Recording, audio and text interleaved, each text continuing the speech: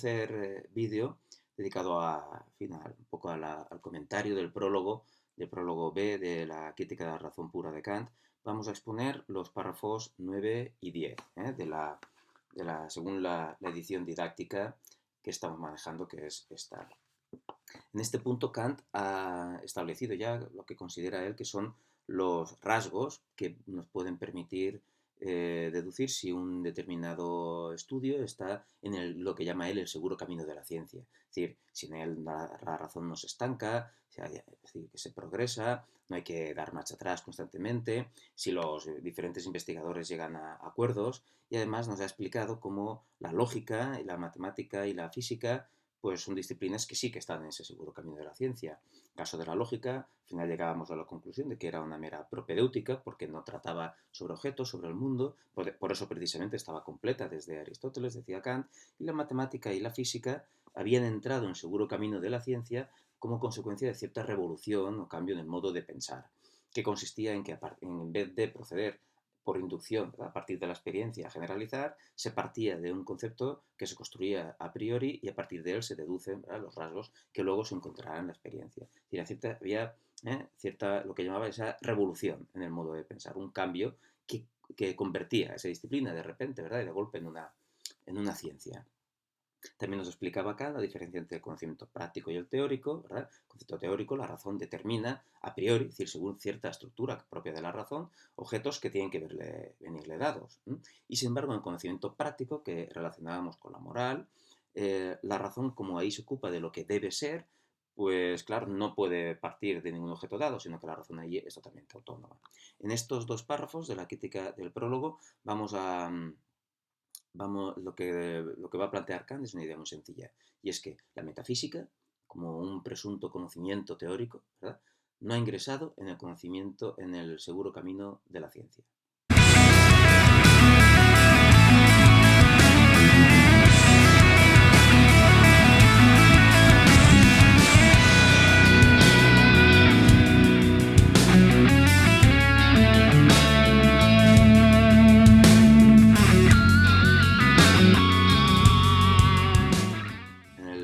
En el párrafo 9, en primer lugar, Kant nos expone lo que entiende por metafísica, porque, claro, si vamos a ver si la metafísica es una ciencia, habrá que tener claro ese concepto. Aristóteles ya llamó, lo que llamaba Aristóteles metafísica era la filosofía primera, en Platón el conocimiento auténtico, verdadero, tenía que ver con lo que hoy llamaríamos también la metafísica. La metafísica es lo que es el conocimiento primero, ¿verdad? Según por el cual Descartes llega a saber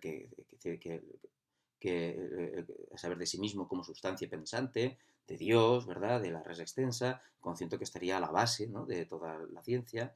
En fin, allá donde miremos en la historia de la filosofía, la metafísica es considerada una de las disciplinas básicas del conocimiento humano y fundamentales. El concepto que vamos a manejar aquí, que es el de Kant, que según el texto de la edición que estamos manejando aquí, que es esta, la entiende como conocimiento especulativo de la razón que se alza completamente por encima de las enseñanzas de la experiencia, mediante meros conceptos. Es decir, la metafísica pretende ser un conocimiento de la razón. De la razón. Hasta ahora no es nada extraño esto, pero la peculiaridad de la metafísica es que se alza completamente por encima de las enseñanzas de la experiencia. Es decir, la metafísica prescinde completamente de la experiencia. Hace Kant aquí una salvedad, porque alguien podría decir, bueno, y las matemáticas también.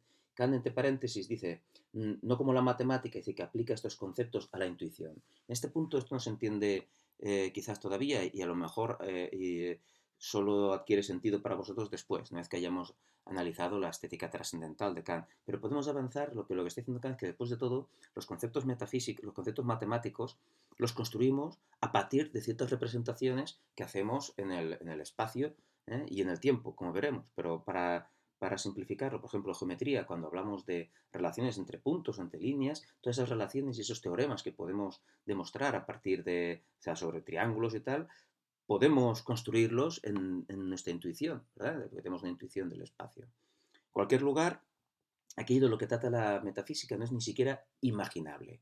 Dios como sustancia infinita no podemos imaginarlo, no tiene aspecto. ¿Por qué? Porque está completamente por encima de las enseñanzas de la experiencia, no tiene ninguna relación. La matemática aún puede aplicarse, ¿verdad?, a la experiencia. Estas cosas no. ¿Qué es el alma? ¿Verdad?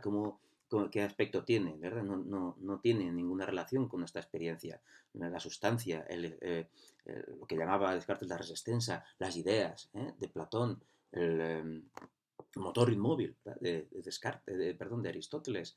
Todos estos conceptos son conceptos metafísicos en la medida en que no tienen ningún contacto con la experiencia que podemos tener cualquiera de nosotros a través de los sentidos. Y la metafísica pretende construir un conocimiento, dice, mediante meros conceptos, sin apoyar esos conceptos en ninguna experiencia para nada. Como si quería, de alguna manera, la matemática y la, y la física. El caso de la lógica es especial porque efectivamente la lógica también tampoco tiene relación. Los verdades de la lógica no se extraen de la experiencia. Sin embargo, la lógica no pretende ampliar nuestro conocimiento, no pretende tratar sobre el mundo, sino simplemente estudiar las reglas formales del pensar. Sin embargo, la metafísica pretende saber algo sobre la realidad y que ese algo que sabemos sobre la realidad no tiene ninguna base en la experiencia, ninguna. ¿Mm? Y eso es la metafísica, ¿vale? Y lo que dice Kant es que esa pretensión de la razón de tener ese tipo de conocimientos, de momento no ha entrado en el seguro camino de una ciencia. Y de alguna manera, bueno, lo que hace es, esto lo argumenta relacionando con las características que antes ha establecido como propias de una disciplina científica. En primer lugar, dice, eh, es la más antigua, es más antigua la metafísica, o sea, porque ha tenido tiempo, no es una cosa nueva la metafísica. Dice Kant que es más antigua que la lógica, efectivamente, quizás desde Tales de Mileto ya podemos tener intentos metafísicos, incluso desde antes. La física, las matemáticas, es más antigua que estas disciplinas. Y además una cosa muy interesante que dice aquí Kant, dice, subsistiría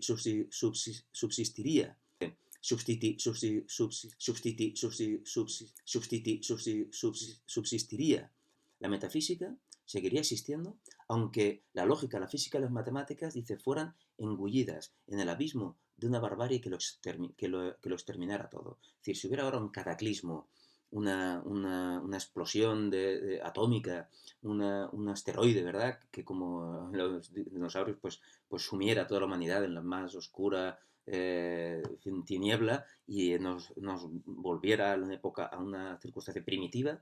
Allí ya, o sea, que en unas cuantas generaciones, ¿verdad?, olvidaríamos la matemática, la física y la lógica que conocemos. Dice, incluso en ese caso, los hombres, los seres humanos, seguiríamos haciendo metafísica. Es decir, esto es importante, porque no solo es antigua, sino que parece ser que la metafísica no es un accidente en el ser humano, sino que es algo que está eh, o, o está implicado por la propia naturaleza de nuestra razón. Y sin embargo, en la metafísica la razón se atasca continuamente, no hay avance, no hay progreso. El teorema de Pitágoras bastó que fuera demostrado una vez para que ya constituya uno de los conocimientos de los que, a partir del cual cualquier matemático tiene que seguir construyendo. Es decir, no volvemos atrás, no lo cuestionamos. Y lo mismo ocurre en la física. Hay cierto progreso en la medida que hay ciertas cosas que ya quedan sabidas o al menos quedan refutadas de una vez por siempre. Entonces ahí se avanza. Sin embargo, en metafísica la razón está atascada. Cada metafísico, cada filósofo que empieza a plantearse ese tipo de cuestiones tiene como que volver a empezar de cero. No nos vale. No hay ninguna verdad metafísica que haya quedado establecida de una vez por todas sobre lo que haya acuerdo, sino que hay que deshacer, dice, el camino incontables veces, que volver atrás. Parece que es como si intentáramos andáramos a ciegas y nunca encontráramos el destino. Efectivamente, las afirmaciones de la metafísica carecen de unanimidad. No hay dos metafísicos, ¿verdad?, mínimamente competentes que estén de acuerdo, sino que parece que en la metafísica cualquier cosa puede ser defendida y argumentada y que hay buenos argumentos, tanto para unas tesis como para las contrarias. Y por lo tanto, pues no se tiene esa unanimidad, esa objetividad que hay en matemáticas, en lógica o en la física. Efectivamente, el método de la metafísica, dice Descartes, Kant aquí claramente, que es mero andar a ciegas entre simples conceptos. Esos conceptos parece que como están más allá de cualquier experiencia, como no tienen relación alguna con nada, que lo que podamos experimentar, pues flotan, ¿verdad?, en el vacío y están como vacíos, ¿eh? No nos, valga la redundancia, ¿verdad?, no nos indican ninguna dirección clara, en la cual que tengamos que seguir, sino que parecen, ¿no?, meras fantasmagorías sobre las que podemos estar peleando y discutiendo siempre. Es decir, la metafísica constituye al final una especie de un laberinto. Dice por aquí Kant en algún lugar, que es, efectivamente, dice, es un campo de batalla, una disciplina en la que lo único que podemos hacer es discutir y pelear para ver quién es más original en los planteamientos o quién hace argumentaciones más inteligentes o más sofisticadas. Digamos que es una cuestión sofística. Es un campo de batalla que parece destinado a que aquellos que ejercitan sus fuerzas en un juego de combate en el que nunca un contendiente ha podido conquistar la más pequeña plaza ni ha podido fundar sobre su victoria una posesión permanente. Es decir, nadie ha podido conseguir nada que pueda ser válido ya para el resto, sino simplemente es mera polémica. Mera polémica. Cuando en matemáticas esas polémicas al final se zanjan con una demostración. En física esas polémicas se zanjan con un experimento. En metafísica eso no ha ocurrido. En el párrafo décimo, lo que hace Kant es plantearse una serie de cuestiones, de preguntas retóricas que vale la pena repasar porque en fin, son interesantes y nos dan también algunas pistas sobre lo que Kant entiende por metafísica y sobre cómo va a plantear él el problema. Dice, ¿a qué es debido que la metafísica no haya podido encontrar el seguro camino de la ciencia? Es decir, planteamos por qué no ha conseguido ser la metafísica una ciencia. Sí lo han conseguido la física y la matemática, cuando la metafísica es incluso más antigua, más permanente, más constante, más necesaria. Y dice, ¿será que es imposible?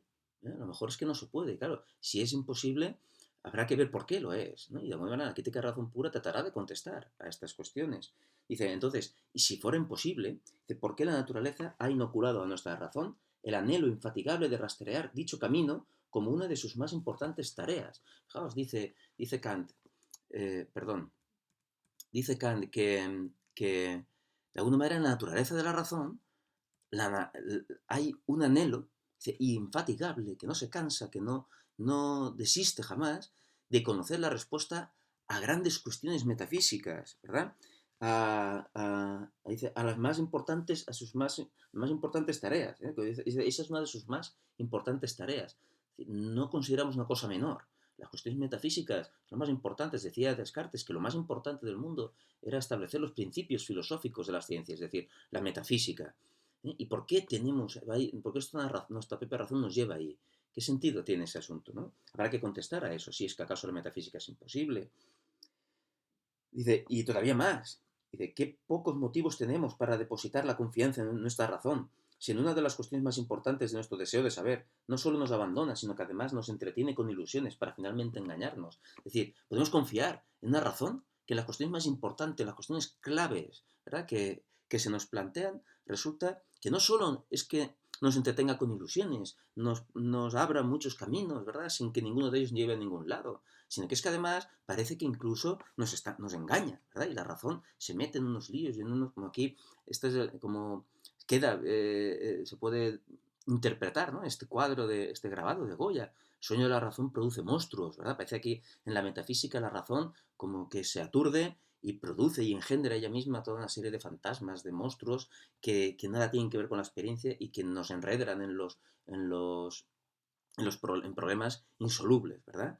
Y además que son de la máxima importancia, porque tienen consecuencias graves, ¿verdad?, para lo que consideramos que es el conocimiento científico o para incluso la organización del Estado y la ética, de la moral. Dice, o si hasta ahora solo se ha errado en el camino, ¿eh?